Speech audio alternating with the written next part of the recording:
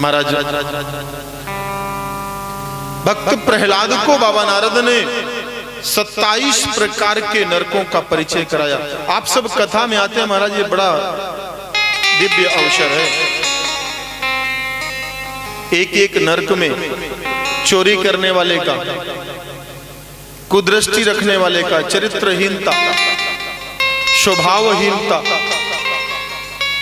मोटा मोटी समझाएं सरल भाषा में, दृष्टि के दोष वाले को रौरव, कानों के दोष वाले को पाप लगता है तो महारौरव, वाणी के दोष वाले को जो पाप लगता है उससे कुंभीपाक, और महाराज जो इंद्रियों का दोष है उसे असिपत्रवन, ये नरक है। तेल के अंगार से, अति से तपे हुए तेल में महाराज कड़ाही में टाक दिया जाता है जीव को, भाले से छेदते हैं एक एक कर्म में। आप ये मत समझना कि हम चूक जाएं और फिर परमात्मा हमें दंड ना दे। क्यों? हमने देखा इधर कर्म करते हैं, ओ देवा निकाय करो चूक झाली माझे बर। अरे प्रायश्चित करने के 4 मार्ग हैं। आपके स्वार्थ में किसी का नुकसान ना हुआ हो तो प्रायश्चित है, आप प्रायश्चित कर सकते हैं। यदि आपके कर्म से किसी को, दूसरे को त्रास हुआ है तो महाराज उसका प्रायश्चित नहीं होता, भोगना ही पड़ता, वो भोगना पड़ता। महाराज ऐसा नहीं है, ये मत सोचना कि कोई ब्राह्मण है उसी को भगवान मिलेंगे, क्षत्रिय है उसी को भगवान मिलेंगे, वैश्य है उसे ही भगवान मिलेंगे, शूद्र है। महाराज सबरी कौन थी? सबरी कौन थी? महाराज भीलनी। गुरु ने आदेश कर दिया, देवी तेरे कर्म देखकर मन अतिशय प्रसन्न हुआ, राम अरण्य में आएंगे, अरण्य काल में राम तुझे अवश्य मिलेंगे। सबरी ने विचार किया कब भगवान पंचवटी आएंगे, कब चित्रकूट छोड़ेंगे। महाराज एक झाड़ू लेकर आई, अरण्य में झोपड़ी बनाई, बोर तोड़ तोड़ कर लाती थी महाराज झाड़ों से, रोज एक ही साड़ी में। ये त्याग है, त्याग का परिचय है। महाराज हमारे महाराज से गाया करते हैं, रामा रामा रटते रटते बीती रे उमरिया, रामा रामा रटते रटते बीती रे उमरिया, रामा रामा रटते रटते बीती रे उमरिया। रघुकुल नंदन कभी आवे, रघुकुल नंदन कभी आवे, दासी की जो परिया, रामा रामा रटते रटते बीती रे उमरिया, रामा रामा रटते। हाथ जागे हरि बोल।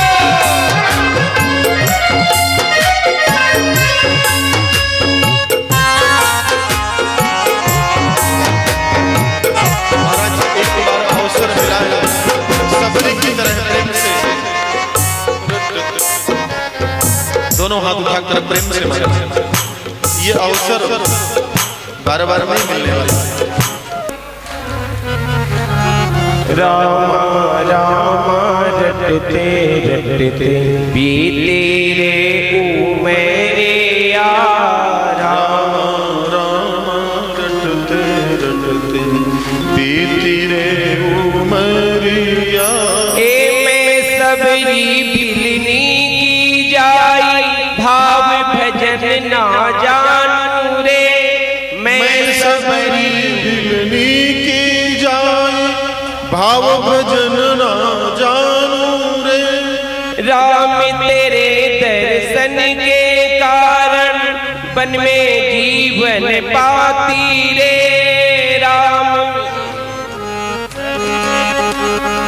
बन में जीवन पाती रे।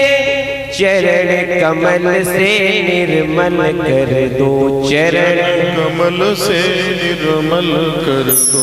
दासी की झोपड़िया चरण कमल से निर्मल कर दो।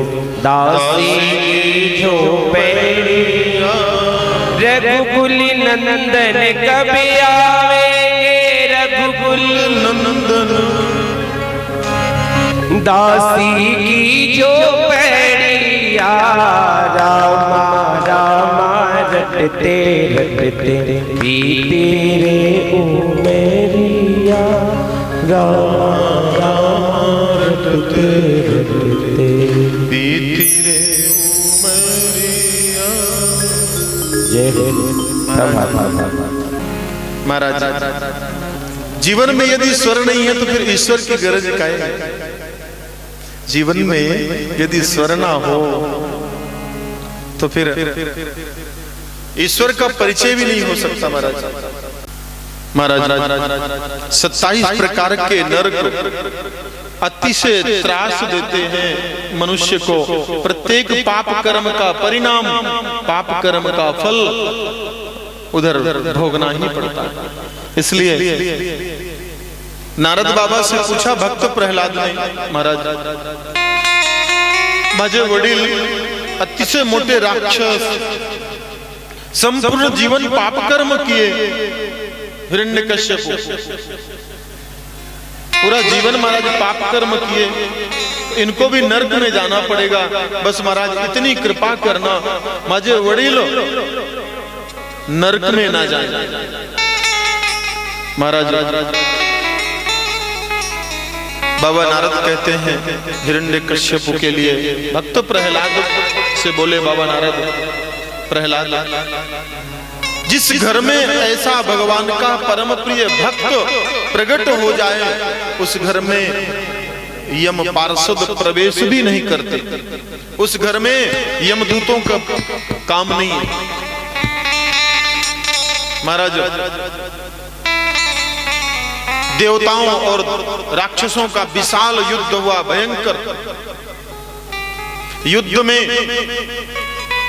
भक्त प्रहलाद के पुत्र विरोचन और विरोचन के पुत्र महाराज बलि, राजा बलि ने सेना का संचालन किया, सेनापति बनाए गए। देवलोक से, इंद्रलोक से राजा बलि ने युद्ध छेड़ दिया। महाराज भयंकर विशाल काय युद्ध हुआ। युद्ध में राजा बलि पराभव हो गए। सारे राक्षसों का महाराज राज्य पाठ सब छीन लिया देवताओं ने। सब संपूर्ण जगत इंद्रलोक के अधीन हो गया। अब राजा बलि अतिशय दुखी हो गए। महाराज अपने 2-4 सेनापतियों के साथ अरण्य में, गुफाओं में छिपे रहे। महाराज घास की रोटियां बनाकर खाई राजा बलि ने। इधर महाराज मुलगे को त्रास हो तो आई वडिल चैन से नहीं बैठते। इधर राजा बलि के वडिल थे महात्मा कश्यप। आई महारानी दीति, दोनों विचार करते। महाराज अब देखिए, महाराज कश्यप के दोनों संतान हैं। देव महात्मा कश्यप की दोनों धर्मपत्नी हैं, दीति यानी अदिति। अदिति के देवगण और दीति के राक्षस गण, दोनों बंधुओं में भयंकर संग्राम होता रहता है। यही सृष्टि का विस्तार है। महाराज भगवान नारायण की उपासना करी।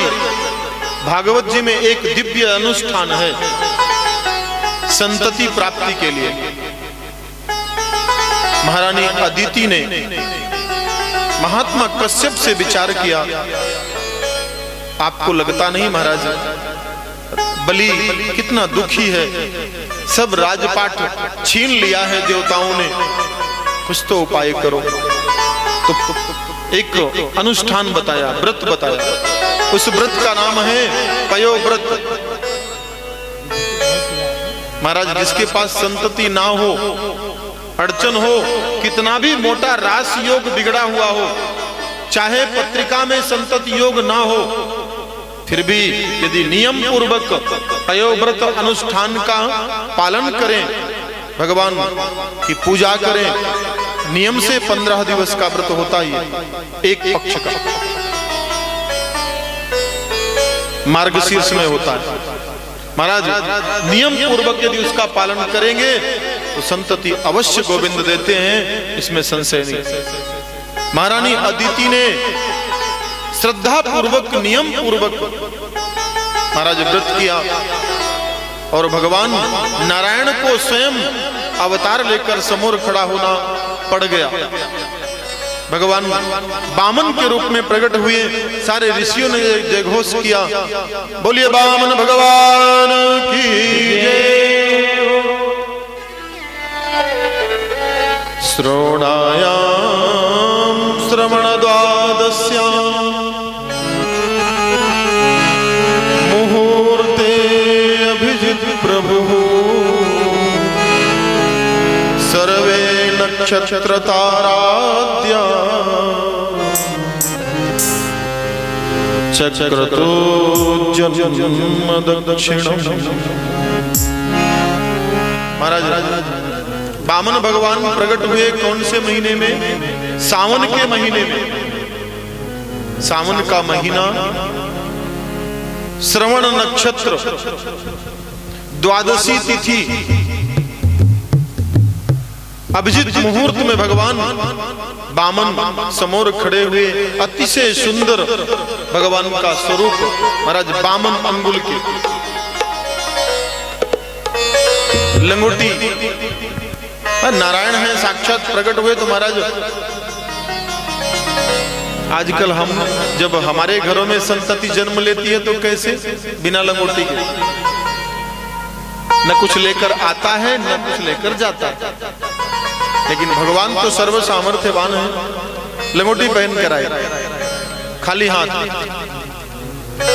क्यों? बामन अंगुल के थे। अतिशय सुंदर स्वरूप महाराज भगवान का। तम बटुम बामनम दृष्ट्वा, तम बटुम बामनम दृष्ट्वा मोदमाना महर्षयः कर्माणि कारयाशु पुरस्कृत्य प्रजापति। महाराज बामन भगवान ऐसे सुंदर स्वरूप में प्रकट हुए कि मानो ब्रह्मा जी भी आकर भगवान की विनती करते हैं। महाराज ऐसा अद्भुत स्वरूप तो देखा नहीं कभी। बामन भगवान मौन खड़े। कश्यप जी ने कहा, देवी जल्दी करो, आ गए तुम्हारे रक्षक। महाराज सभी देवताओं ने आकर भगवान का श्रृंगार किया। ब्रह्मा बाबा ने छत्र की व्यवस्था कर दी। अश्विनी कुमारों ने भगवान के गले में हार घाल दिया। इंद्र ने भगवान के दोनों बाजुओं को बाजूबंद प्रदान करके छत्र के ऊपर आवरण अपना इंद्र ने लगा दिया। महाराज बाबा नारद आए, उन्होंने कांख में आसन दबा दिया, चटाई। ओ सन्यासी लोग रखते ना आसन। ब्रह्मा बाबा अपना कमंडलू भगवान को दे दिया। संपूर्ण श्रृंगार हुआ। महाराज सरस्वती माँ ने स्वतः आकर के पादुकाएं प्रदान करी और ब्रह्म वाक्य ब्रह्म सूत्र दिया, प्रार्थना करी, महाराज अब आप प्रस्थान करें देव कार्य सिद्ध करने के लिए। भगवान वामन वहां से प्रस्थान करते हैं।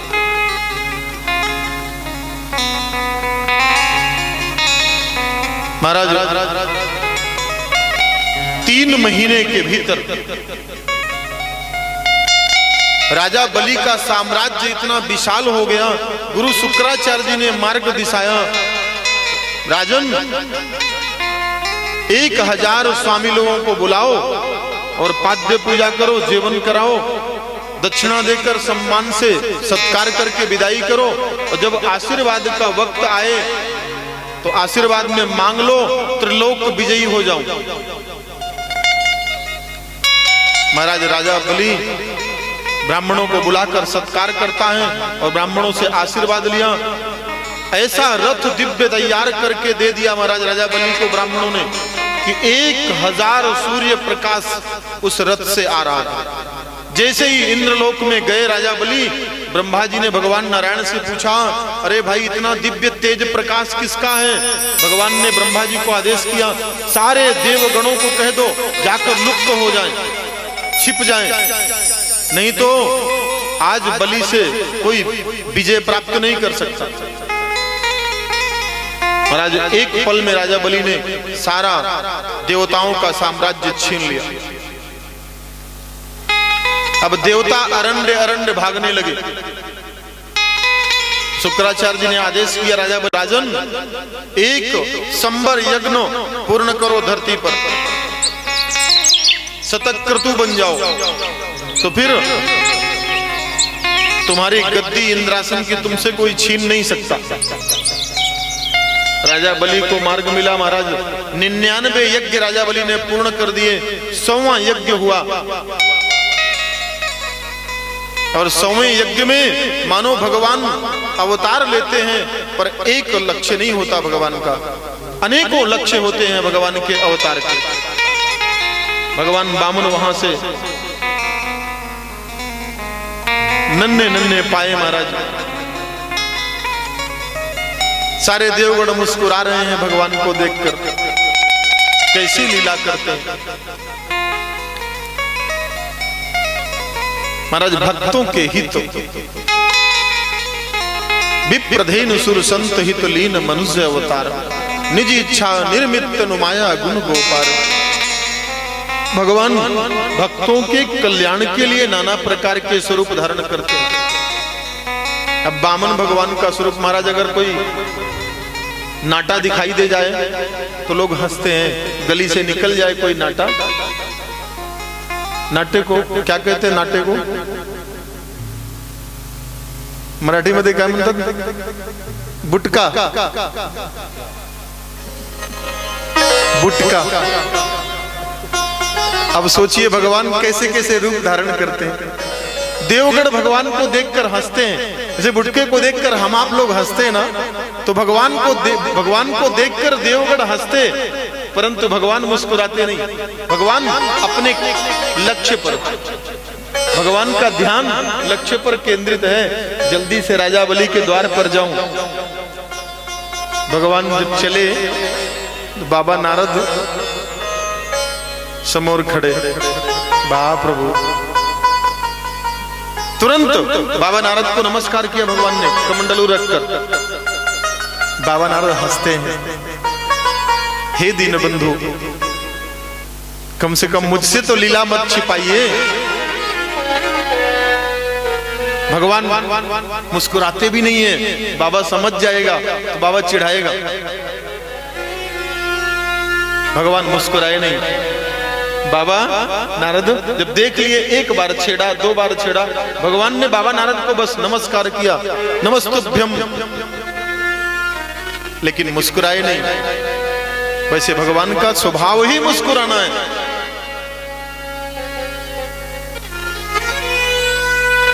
संसार के मनुष्य का तो चेहरा देखकर पता पड़ जाता है, मालूम पड़ जाता है कि ये दुखी है कि सुखी है। दुखी होता है तो महाराज ऐसा मुंह बना लेता है जैसे सब कुछ नष्ट हो गया, और अगर थोड़ा भी खुशी आई तो महाराज माकड़ की तरह उछलता है, उछलता है महाराज, चौक में खड़ा होकर परिचय कराएगा। भगवान परम शांत। बाबा नारद समझ गए कि इनको छेड़ना ठीक नहीं है, जाओ जाओ महाराज, चलो। महाराज चले। यज्ञ मंडप में होमाहुति चल रही थी, स्वाहाकार गूंज रहा था आकाश मंडल में। अग्नये स्वाहा, प्रजापतये स्वाहा, इंद्राय स्वाहा। स्वाहाकार सारे आकाश मंडल में गूंज रहा था। महाराज जैसे ही भगवान वामन को छतरी लगाए देखा, बस सारे ब्राह्मणों का स्वाहाकार बिसर गया। अब देखने लगे भगवान की ओर।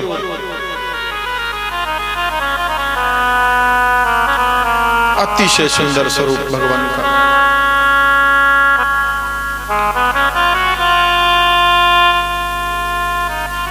तस्योपनीयमानस्य सावित्रीं सविता ब्रवीत् बृहस्पतिर्ब्रह्मसूत्रम् मेखलां कश्यपो इत्यं सशिष्ये सुभगस्वनेकथा पितर्क्यमाणो भगवान् सबान छत्रं सदण्डं सजलं कमण्डलम् विवेश विभ्रमयदेश्व सुंदरा। महाराज भगवान का एक एक आयुध अतिशय चांगला लगा। भगवान जैसे राजा बलि की यज्ञशाला के द्वार पर खड़े हुए आचार्यों ने कहा, महाराज देखो देखो महाराज, महाराज समोर राजा बलि का जैसे ही दृष्टि भगवान की ओर पड़ी, महाराज राजा बलि आहुति बंद कर दिया, हाथ स्वच्छ किया, खड़ा हुआ आकर के। महाराज विरोचन का पुत्र बलि आपको नमस्कार करता है। भगवान शांत खड़े। अब विचार करिए, विशाल काय शरीर राजा बलि, भगवान वामन। राजा बलि भगवान से पूछता है, प्रभु आज मेरा परम सौभाग्य, मेरा यज्ञ पूर्ण झाला महाराज, आप जैसे दिव्य तपस्वी ब्राह्मण का दर्शन हो गया। महाराज कहिए मैं क्या सेवा करूं। भगवान मौनी बाबा बन गए। बलि ने बोला, महाराज क्या चाहिए आपको, काय पाइजे बोलिए तो कम से कम वाणी से। भगवान मौन खड़े, छतरी को बार बार हिलाते हैं। वामन भगवान के स्वरूप का दर्शन करने के लिए सभी लोग यज्ञ मंडप के बाहर चारों तरफ एकत्रित हो गए। ऐसा अद्भुत ब्राह्मण आया है। महाराज राजा बलि ने देख लिया कि ये बोलते नहीं है। महाराज ठीक है मैं समझ गया। महाराज एक बार वाणी से निकाल दीजिए, धन चाहिए धन लीजिए, राज्य चाहिए तो राज लीजिए, आप जो मांगेंगे। महाराज राजा बलि के द्वार पर खड़े हैं, सर्वश्रेष्ठ जगत का दानी है महाराज राजा बलि, आप मांगो। भगवान शांत खड़े। किसी ब्राह्मण ने पीछे से इशारा किया, राजन अकेले हैं, कोई कुटुंब नहीं है इनका, लगता है तपस्या से इनका स्वरूप ऐसा हो गया। मोटे तपस्वी ब्राह्मण हैं, लेकिन तपस्या करते करते करते महाराज शरीर घिस गया। हाँ अच्छा महाराज कोई बात नहीं, अगर आपके कुटुंब में कोई नहीं है तो महाराज कुटुंब की व्यवस्था कर दूं। भगवान शांत। दूसरा ब्राह्मण बोलता है, महाराज लग्न करवा दीजिए। राजा बलि ने हाथ जोड़कर कहा, महाराज मेरे राज दरबार में अनेकों कन्याएं हैं, आपकी लग्न करा दूं? भगवान फिर भी शांत खड़े। तो बोलता है, महाराज कुछ तो बोलिए। तब भगवान बोले, एवं वैरोचनेर्वाक्यम धर्मयुक्तम सुसूनृतम निशम्य भगवान प्रीतः प्रणिनद्येदमब्रवी।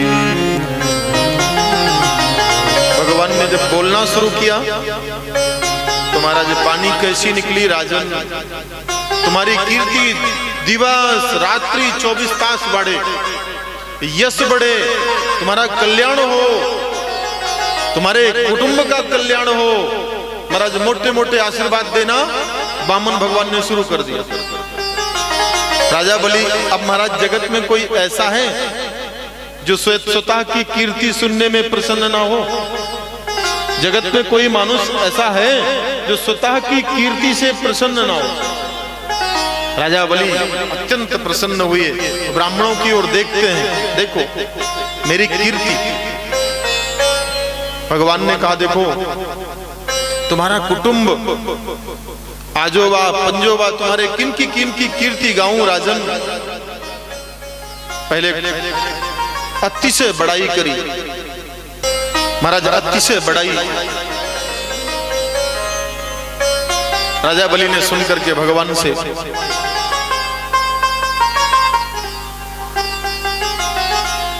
प्रसन्न हो गया, यज्ञ मानो पूर्ण हो गया हो।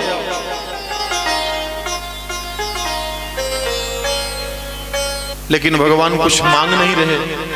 तब राजा बलि ने कहा, भगवान गाम कांचनम गुणवद्धामृष्टम तथा नमेयमुतवा विप्रकन्या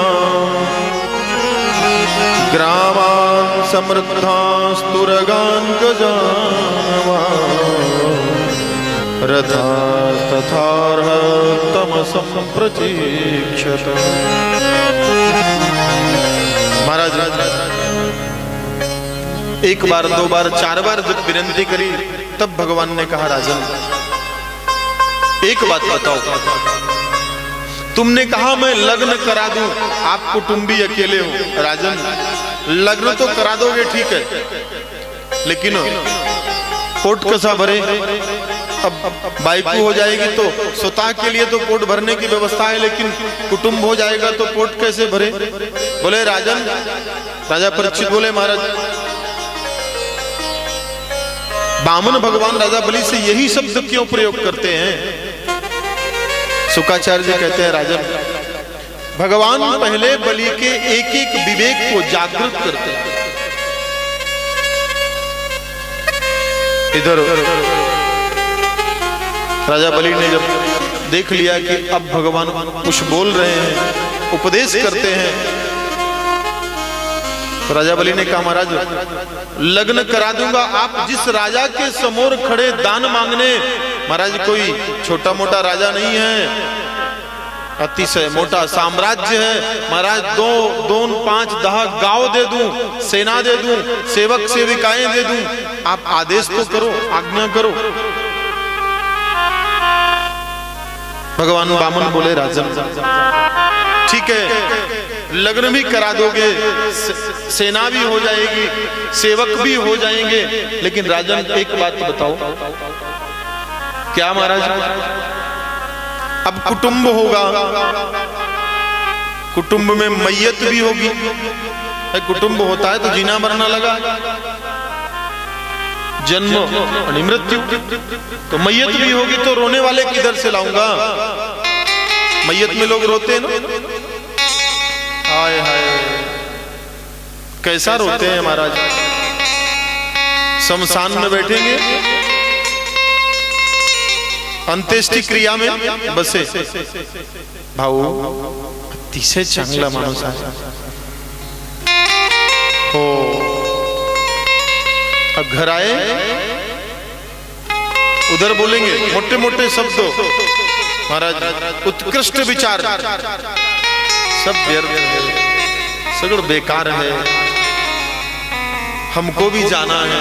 महाराज उपदेश चांगला उपदेश, अतिशय उत्कृष्ट उपदेश। घरी आले, लवकर नाश्ता, लवकर जेवण, चाबी किल्ली कुठं आहे, दुकान खोलायचं, सब विसर गए। उपदेश शमशान में अंगार में जल गया, नहीं करते। भगवान वामन कहते हैं राजा परीक्षित से, राजन रोने वाले किधर से भाड़े के लाऊंगा? राजा बलि बोले महाराज कुटुंब आपका, मैयत आपके घर, तो रोने वाले भाड़े से क्यों आएंगे? आपके कुटुंबी रोएंगे? भगवान वामन बोलते हैं राजन फिर नहीं चाहिए। ठीक है महाराज, अब आप आदेश करिए। भगवान ने राजा बलि से संकल्प लिया, विष्णु और विष्णु नमः परमात्मा ने विष्णुराज्ञा प्रवर्तमानस्य एसाम अद्यात अच्युत गोत्राय भगवान नारायणाय त्रीणि पदानि पृथ्वीम दातु महामुत्सृजे, 3 पैर पृथ्वी दान करने वाला हूं। महाराज संकल्प करवा लिया पहले भगवान ने, और जब संकल्प करवा रहे थे क्या बेला महाराज, वो केटली होती है ना, केटली, केटली माफिक कमंडलू होता है, उसमें एक टोटी होती है ना, टोटी, वो चाहा वाली केटली, वैसे ही संतों का कमंडल भी वैसा ही होता है। कमंडलू में एक वो टोटी होती है। शुक्राचार्य जी गुरु आहे राजा बलि, शुक्राचार्य जी समझ गए ऐस साक्षात हरिरप्य, ये साक्षात विष्णु है, मेरे चेला को ठग लेगा। तो संकल्प में डाब के ऊपर पानी ना घाले तो संकल्प पूर्ण नहीं होगा। तुम्हारा टोटी में घुस के कौवा बन के बैठ गए, काक बनकर टोटी के भीतर बसे शुक्राचार्य जी महाराज। भगवान वामन स्वतः के कमंडलू से पानी घाल रहे, लेकिन पानी खाले नहीं आ रहा। तो महाराज भगवान बार बार हिला रहे, अरे टोटी कैसे बंद पड़ गई?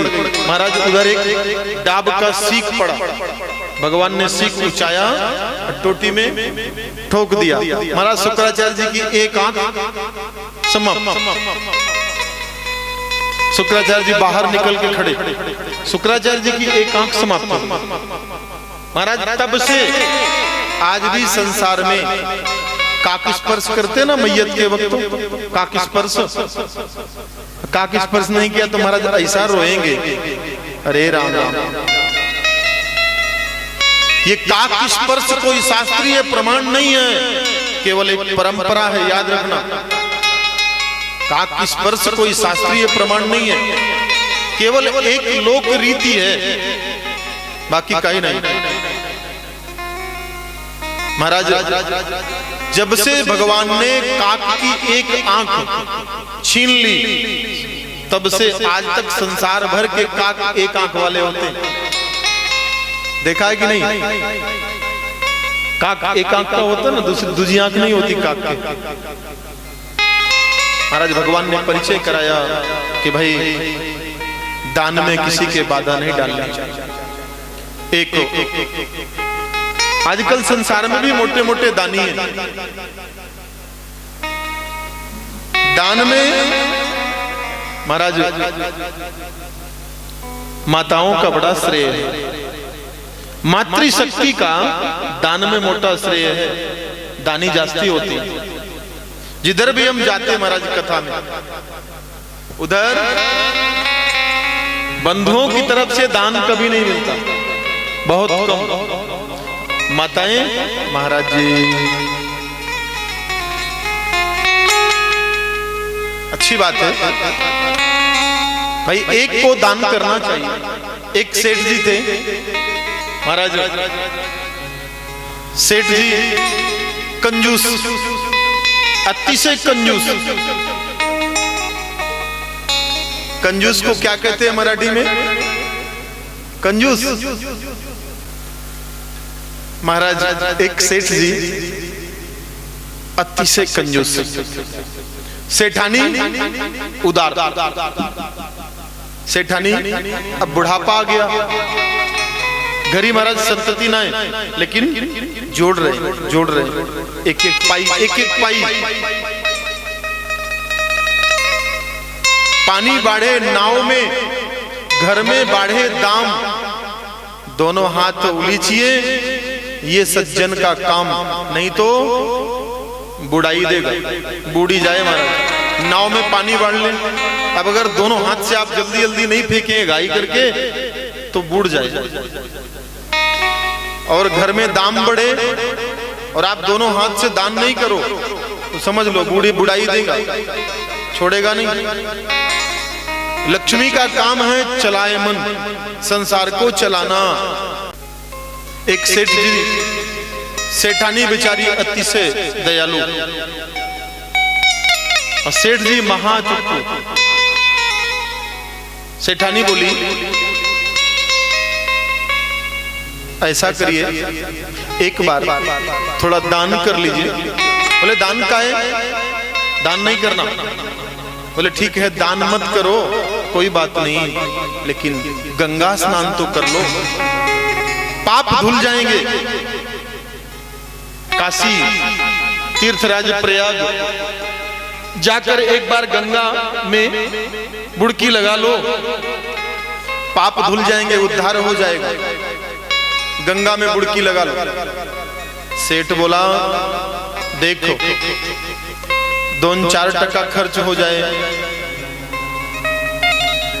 कैसे? सेठानी बोली खर्च हो जाए तो हो जान दो, लेकिन एक बार तीर्थ यात्रा में चले जाओ। बोला नहीं, तीर्थ यात्रा में ना जाओ। सेठानी लग गई पीछे, दिवस रात्रि 24 तास, कृपा करो एक बार चले जाओ, एक बार। सेठ समझ गया कि ना दिवस चैन ना रात्रि चैन, किसी दिन जीवन पानी बंद कर देगी, इसलिए चला ही जाता हूं। महाराज सेठ जी तैयार हो गए,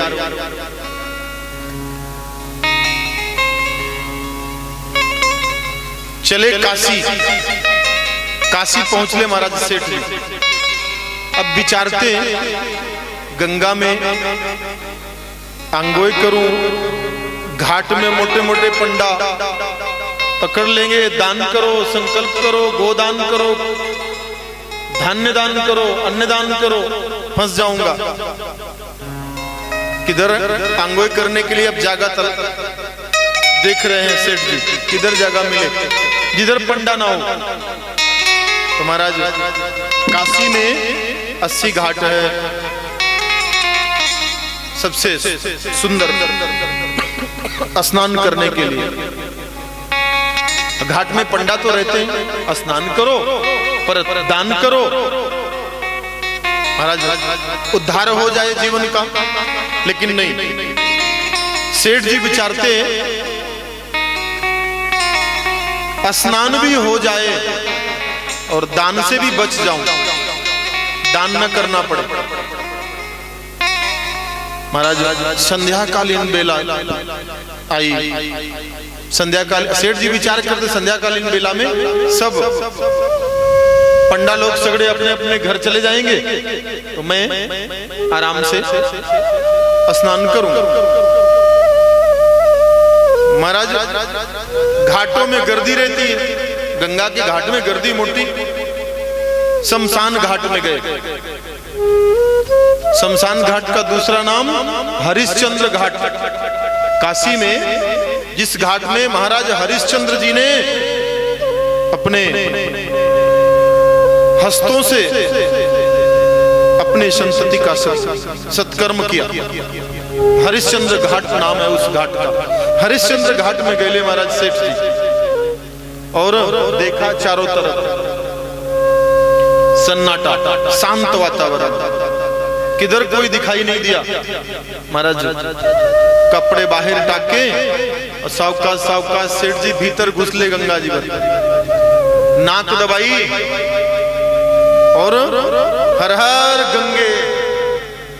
महाराज बूढ़ गए, बुड़की लगाई, 1 2, अब 2 ही थे, धर्मपत्नी सोता अपने हिस्से की, दोबारा बाइकू के हिस्से की 2, और जैसी दूसरी बूढ़ी लगाई बाहर आए महाराज, मोटे पंडा जी सामने खड़े और समोर खड़े, जजमान कल्याण हो। महाराज देखा समोर पंडा बाबा खड़े, अब तो सेठ जी सावकाश सावकाश बाहर, नमस्कार महाराज, बाबा नमस्कार। सेठ स्नान हो गया, अब दान कर लो। सेठ जी बोले महाराज क्या बताऊं, दान के लिए तो कुछ है नहीं। बोले सेठ दान के लिए तेरे पास कुछ नहीं है, 2-5 टका तो होगा। बोले सरकार कुछ नहीं है दान के लिए। अच्छा कोई बात नहीं, एक काम कर। महाराज पंडा बाबा ने पूरा कुटुंब पत्र निकाल दिया, 7 पीढ़ियों का कुटुंब पत्र निकाल कर एक एक नाव बताए। सेठ बड़ा प्रसन्न हुआ। अब महाराज पंडा बाबा बोले तो दान सांगो, कितना दान लिखूं? भाई भर लिखना पड़ेगा ना दान, सांगो कितना लिखूं? सेठ बोला अब फंस गए हैं चक्कर में, कोई बात नहीं है बाबा, 4 आने लिख दो। महाराज 4 आने दान लिखवा दिया। 4 आने माहित है तुम्हाला? 4 आने। हाँ अब तो बंद हो गई, 54, 58, 10 पैसा, 5 पैसा, डब्बल जूने काल में चलता था, डब्बल, 1 आना, 2 आना, पाई, अद्धा, सब बंद हो गया। महाराज पंडा बाबा ने सेठ से कहा ठीक है दान लिखा दो बही में, हिसाब में, घर में आकर के मैं ले लूंगा।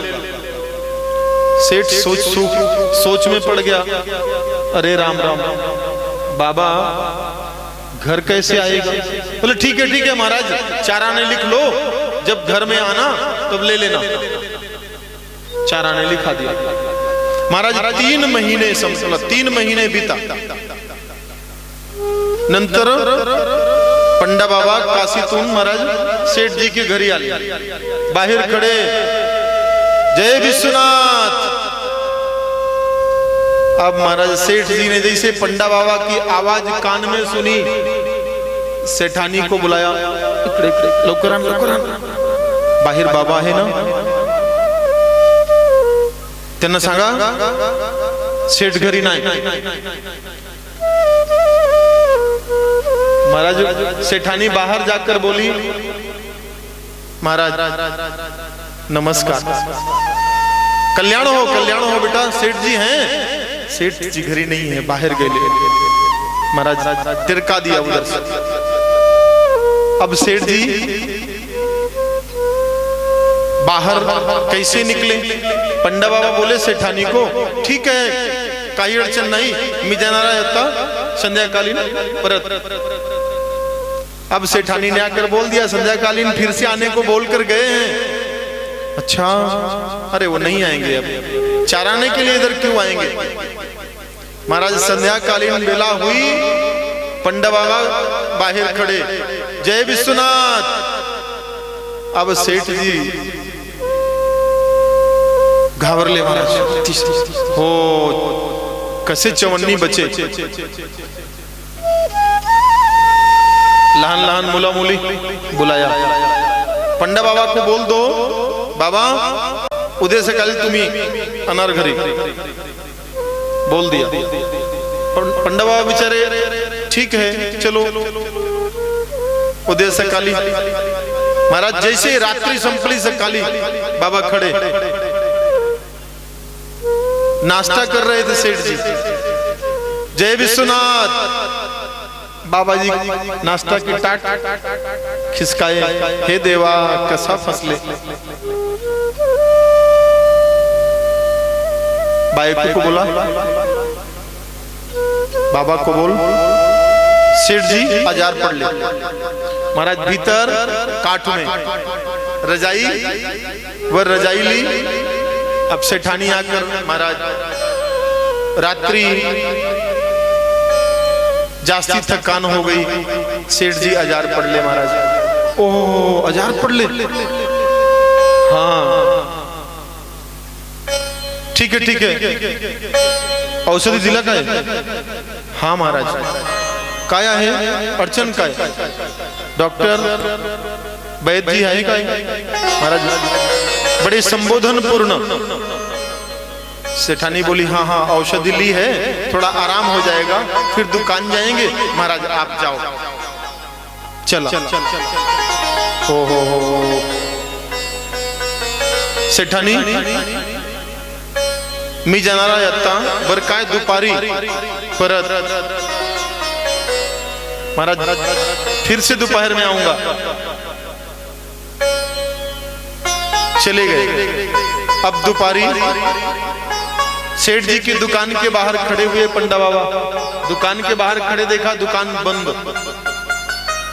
महाराज परत घरी आले पंडा बाबा, बाहर खड़े, जय विश्वनाथ।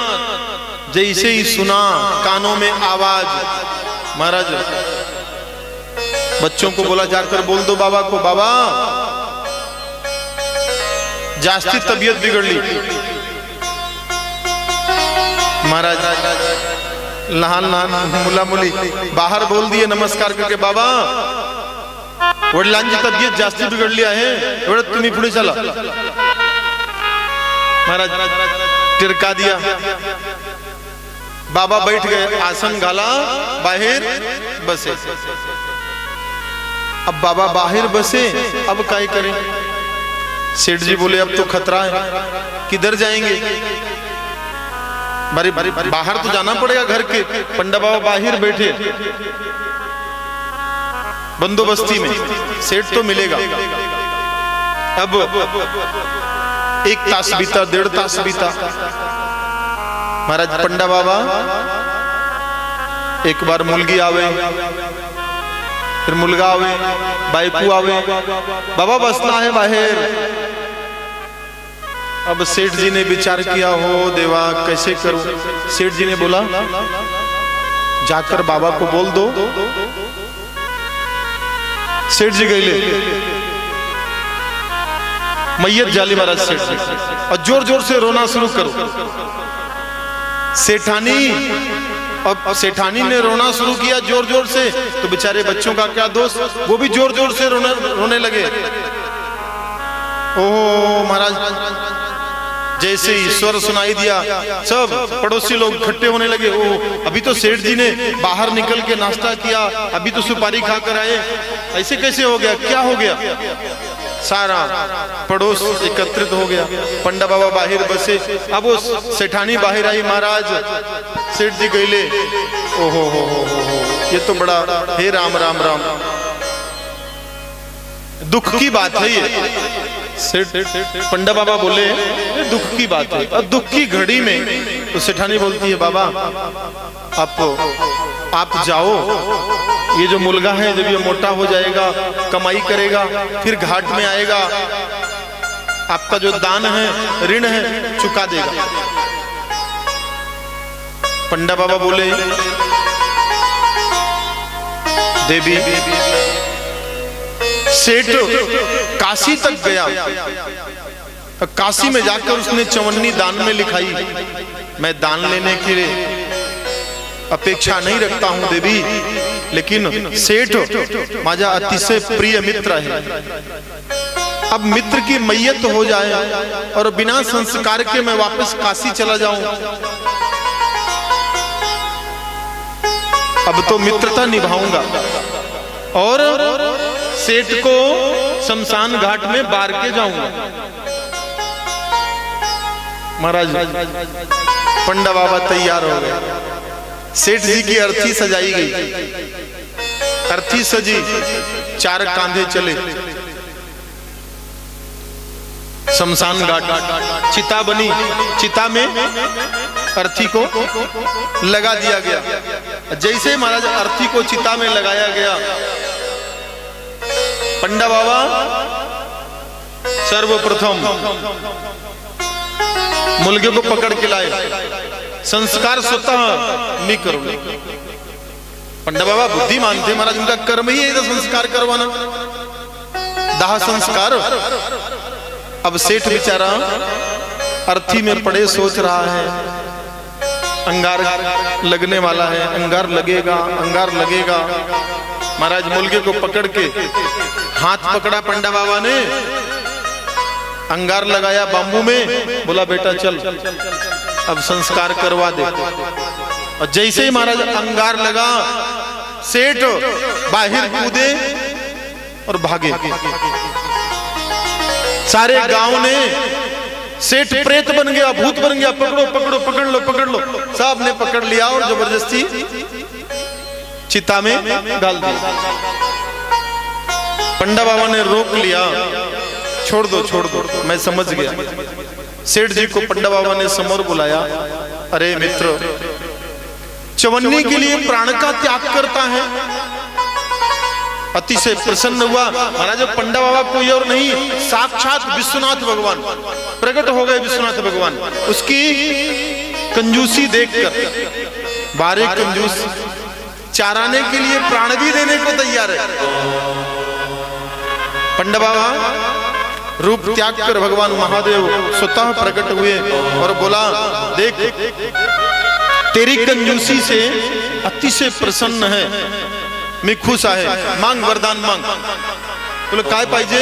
वरदान मांग, मोठा धन, काय व्यवस्था पाहिजे सांग और मांग। महाराज सेठ हाथ जोड़ लिया, समझ गया कि अब तो बाबा विश्वनाथ जी समोर खड़े हैं। अगर पहले मालूम हो गया होता कि भगवान महादेव हैं तो क्यों भागता। महाराज कालहू के काल भगवान महाकाल है, काल के भी काल हैं, उससे कोई भाग सकता है? पंडा बाबा अदृश्य हुए, कालों के काल खड़े हो। महाराज सेठ के मन में विचार आया, न भागता तो अच्छा रहता, गलती कर दी। भगवान विश्वनाथ खड़े समोर बोल रहे हैं, सेठ तुला काय पाहिजे? महाराज मांग, वरदान मांग। सेठ बोला, महाराज अगर बहुत ही प्रसन्न है, जास्ती प्रसन्न आहे आप, जास्ती खुश आहे माझेवर, एकच वरदान पाहिजे मला। काय? महाराज वो घाट की चवन्नी बख्शीश में क्षमा कर दो, घाट की चवन्नी माफ कर दो, बस बाकी कुछ नहीं चाहिए। महाराज आज के संसार में ऐसे ही महापुरुषों का होता है दर्शन, बहुत सारे होते हैं महापुरुष ऐसे संसार में। वामन भगवान के दान के मध्य महाराज शुक्राचार्य जी आए, आंख फूट गई। कोई अगर दान कर रहा हो, कोई धर्म कर रहा हो, कोई यज्ञ कर रहा हो, कोई सेवा कर रहा हो, कोई पितृकर्म कर रहा हो, महाराज कभी उसे टांग मत अड़ाना। आजकल लोग टांग अड़ाते हैं, पहले स्वतः कर्म करने की ताकत नहीं, टांग अड़ाएंगे, नहीं तो महाराज उसको महापातक लगता है। पाप से निवृत्ति का कोई मार्ग नहीं। भगवान वामन ने 3 पग पृथ्वी मांगी। महाराज 3 पग में खाले 7 लोक वर 7 लोक। नाम सुनाए? वर 7 लोक। भूरलोक समोर दिसत आहे ना, भूरलोक। ये लोक जो है ये भूरलोक, भूअरलोक, महरलोक, जनहलोक, तपहलोक, सत्यलोक आणि सप्तम वैकुंठ। 7 लोक वर, खाले 7 लोक। अतल वितल, अतल लोक, वितल लोक, सुतल लोक, तलातल लोक, महातल लोक, रसातल आणि पाताल। 7 खाले 7 वर, बीच में घंटी की तरह लटके हम आप सब। घंटी लटकती है, जिधर बजा इसने ठोका बस बज गई। ऐसा ही जीवन है हमारा आप सबका। किसी ने ठोकर मारी बस बजते रहे जीवन भर। महाराज राजा बलि का उद्धार हुआ।